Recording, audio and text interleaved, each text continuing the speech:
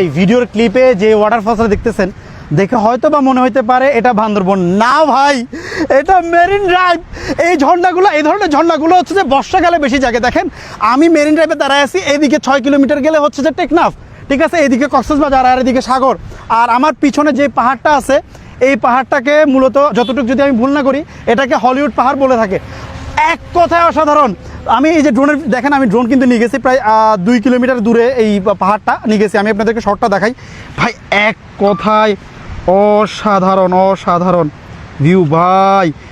এই পাহাড়ে এত ওয়াটারফলস আছে ভিতরে, এটা তো এক্সপ্লোর করতেই হবে আমাকে খুব শীঘ্রই। এখানে স্থানীয় পোলাপাইন নিয়ে এটা এক্সপ্লোর করতে হবে ভাই। এখানে জানি অনেক কিছু ঘটে, বাট অসাধারণ ভাই। কিসের মেঘালয়, কিসের কি ভাই, আমাদের কাছে কি কম আছে? অল্প পরিসরে আছে ভাই আমাদের যে ভিউ। মাশাল্লাহ মাশাল্লাহ মাশাল্লাহ।